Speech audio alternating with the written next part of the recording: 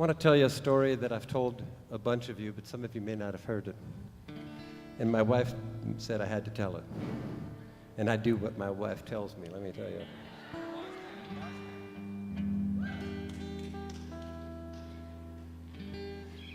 Back in the 70s, Sid and I were driving from Kitty Hawk, North Carolina, back up here. And you know that feeling you get when you have to sneeze, or at least you know a sneeze is coming, and you kind of make everybody wait in the conversation while you wait for that sneeze to show up? You know what I'm talking about? Once in a while, I'll get that way with a song. And we're driving across Western Virginia, and I told her, I said, hey, get something to write with and something to write upon, because I got one. And this happens enough that she goes, oh, okay. And I dictate to her the following song that appeared in my mind complete. And I say that to you because I don't want anybody to think that I actually wrote this song. We just wrote it down. This one showed up, poof, as a gift. And I didn't know what it was about. So I did know it was about the Civil War, but I didn't know much about it.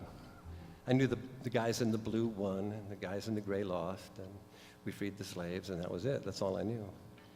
And I brought it back here to Ohio and played it for a friend of mine who was a historian. And he said, dude, that's the story of Sherman's army, which was raised right here in Ohio. I said, what are you talking about? He said, Sherman went around and talked all these kids into joining the army, promising them glory and honor.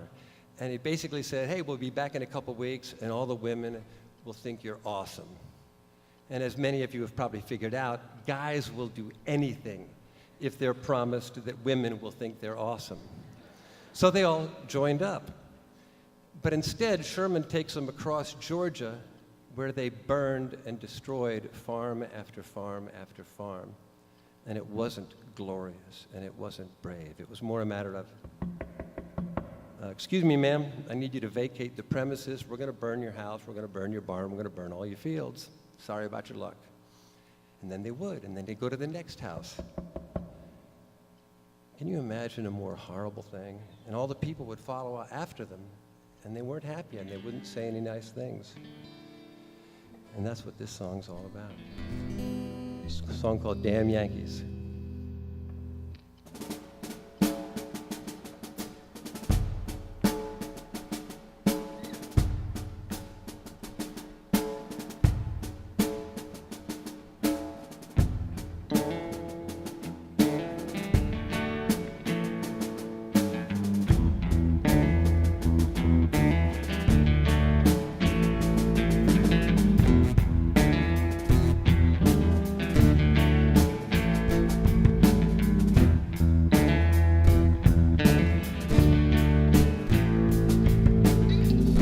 The night on the picket line, I found a former friend of mine, wrapped in rebel gray. Not a lot to say. He was face down in the mud, drowned in his blood.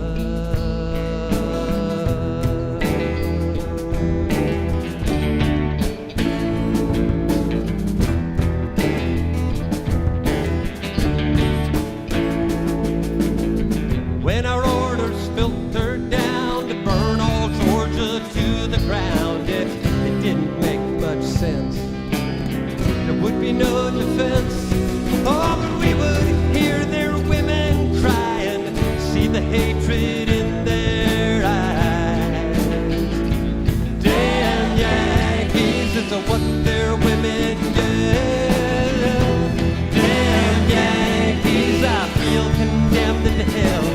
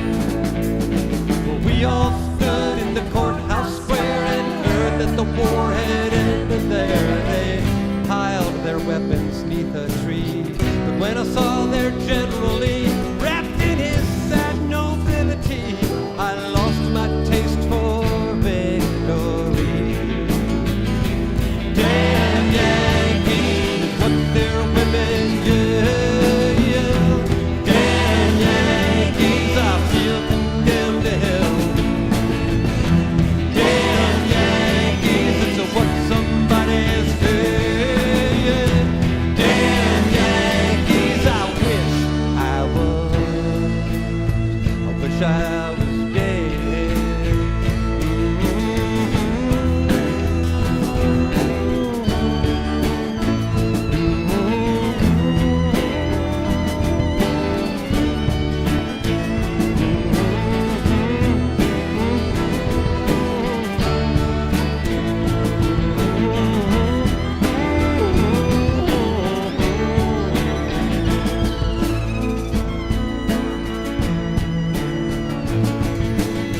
That was 1865. I was glad to leave the war alive. I took my family west, looking for a place to rest. Oh, knowing there's nowhere to run where I can hide from what we've done.